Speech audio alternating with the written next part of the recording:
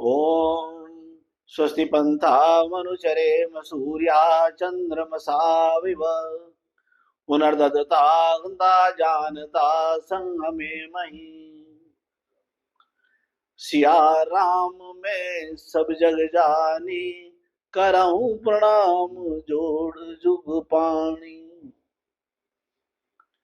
राम कहानी जो मैंने जानी कि इस अंक में मैं राजेश्वर सिंघल आप सभी का स्वागत करता हूं। अभी मेरे श्रोता बहन अंजू सक्सेना ने एक प्रश्न मेरे सामने रखा कि हम परोक्ष को कैसे जाने। मैं समझता हूं ये बहुत महत्वपूर्ण प्रश्न है और इसका उत्तर देने से मेरे सभी दर्शकों को राम कथा सुनने में, समझने में अधिक आनंद आएगा। परोक्ष प्रत्यक्ष का विलोम है। प्रत्यक्ष यानी प्रति जमा अक्ष। अक्ष कहते हैं आंख को और प्रति कहते हैं सामने, जो आंख के सामने हो। ऋषियों ने सिर्फ अक्ष नहीं लिया है, ये पांचों इंद्रियों के विषय में कहा है कि जो इंद्रियों के सामने हो उसको प्रत्यक्ष कहते हैं। जैसे ठंडे का अनुमान हमको स्पर्श से होता है, खुशबू बदबू का प्रत्यक्ष अनुमान हमको सूंघने से होता है, किसी आवाज का अनुमान हमको कान से होता है। तो इंद्रियों के समक्ष जो है वो प्रत्यक्ष है, और जो इंद्रियों के समक्ष नहीं है, छुपा हुआ है, अंतर्निहित है, वो परोक्ष है। गोपद ब्राह्मण में, ऐतरेय उपनिषद में कहा गया है कि देवा यही परोक्ष प्रिया, यानी देवलोक, यानी दिव्य गुण वाले, जो दिव्य गुण वाले हैं वो देवता है। दिव्य गुण वालों को ही देवता क्या है, उनको परोक्ष ही प्रिय होता है। परोक्ष प्रत्यक्ष से अधिक महत्वपूर्ण है और इस परोक्ष की मान्यता सर्वाधिक भी है। मैं एक छोटे से उदाहरण से आपसे समझा बताता हूं। हिंदी का एक शब्द है भाव। इसके पर्यायवाची अंग्रेजी में दो है, एक क्वांटम, एक इंटेंशन,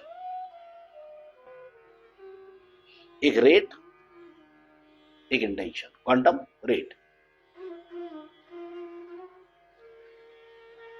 अब शहर में थोड़ी परंपरा कम हो गई है, दुकानदार के पास में जाते हैं तो सब चीज के ऊपर उसके रेट बारकोड में लिखे रहते हैं।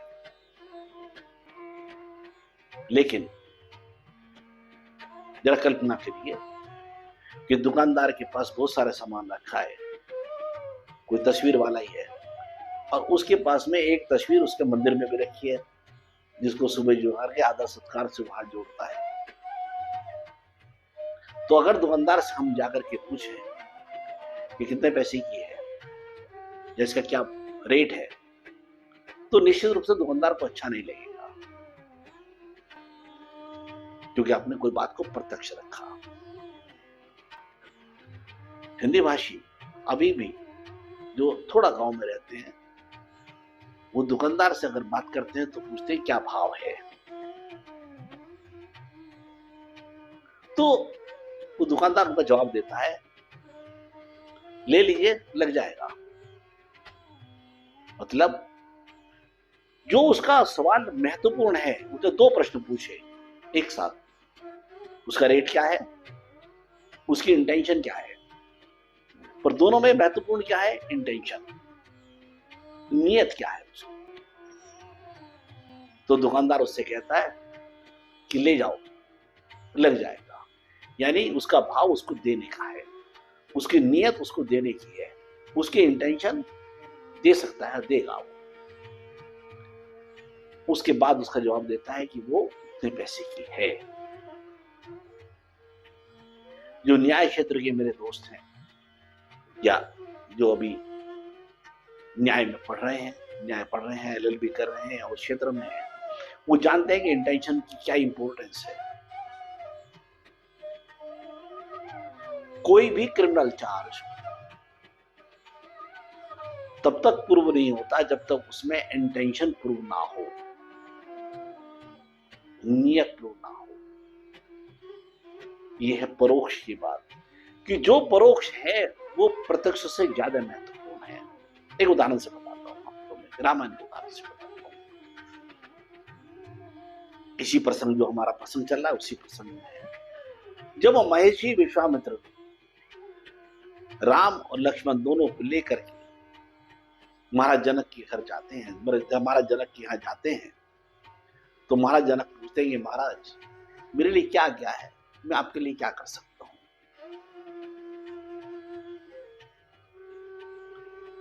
बड़ा अच्छा प्रसंग है, वार्तालाप का बड़ा सुंदर प्रकरण है। तो बातचीत में प्रवीण महर्षि विश्वामित्र बोलते हैं, हे महाराज, ये दो दशरथ के पुत्र हैं, राम और लक्ष्मण। इनकी बहादुरी सर्वप्रसिद्ध है। ये आपके धनुष को, जो आपने रखा हुआ शिव धनुष को, उसको देखना चाहते हैं। यही नहीं, आगे भी कहते हैं कि वो उसको देखने मात्र से संतुष्ट हो जाएंगे और चले जाएंगे। तो महर्षि विश्वामित्र का प्रत्यक्ष जो प्रश्न था वो धनुष को देखने संबंधित था, लेकिन उनका एक प्रश्न साथ में दूसरा भी था, जिसके लिए उन्होंने विशेषण यूज किया, विशेषण प्रयोग किया। उन्होंने कहा कि ये महाराज दशरथ के दो पुत्र बड़े बहादुर हैं, बड़े वीर हैं, इनका शौर्य बहुत बड़ा है, ये वो धनुष को देखना चाहते हैं। मतलब ये उस प्रतियोगिता में भाग लेने आए हैं। उन्होंने प्रत्यक्ष रूप से तो नहीं कहा भाग लेने आए हैं, लेकिन अप्रत्यक्ष रूप से उन्होंने मैसेज कन्वे कर दिया। और जनक जी ने भी उनके अप्रत्यक्ष संभाषण का उत्तर देते हुए कहा कि धनुष से पहले आप इसका इतिहास सुन लीजिए, तो उसका इतिहास बता दो। तो इसलिए जो प्रत्यक्ष है उससे महत्वपूर्ण अप्रत्यक्ष है। एक उदाहरण और मैं आपको बताता हूं, तत्कालीन है, अभी कुछ वर्षों पहले का है। जब भारत की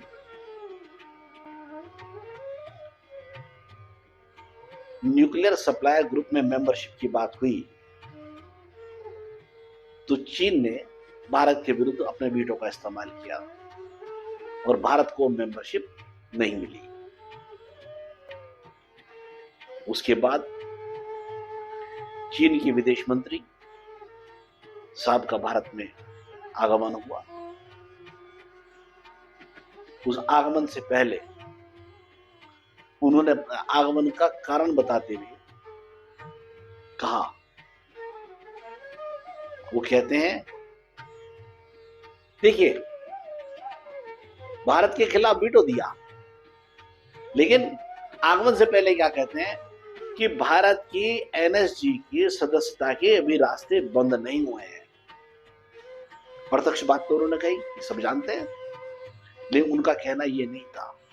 उनका कहना अति महत्वपूर्ण होता है जो उन्होंने इसके पीछे कहा। और हमारे देश के विद्वान विदेश मंत्री श्रीमती सुषमा स्वराज जी ने उसका उत्तर दिया। क्योंकि प्रश्न परोक्ष था, उत्तर भी परोक्ष था। उन्होंने उत्तर देते हुए उनको कहा कि चीन को चाहिए कि भारत की संप्रभुता का सम्मान करे। देखा जाए तो इन दोनों की वार्तालाप में कोई कनेक्शन लगता नहीं है, लेकिन है। चाइना ने अपना उद्देश्य बताया, चीन ने अपना उद्देश्य बताया कि अगर भारत पीओके से अलाउ कर दे उनकी रोड को, तो चीन एनएसजी के अंदर सदस्यता में उनकी भारत की सहायता करेगा, अपनी वीटो को वापस ले लेगा। लेकिन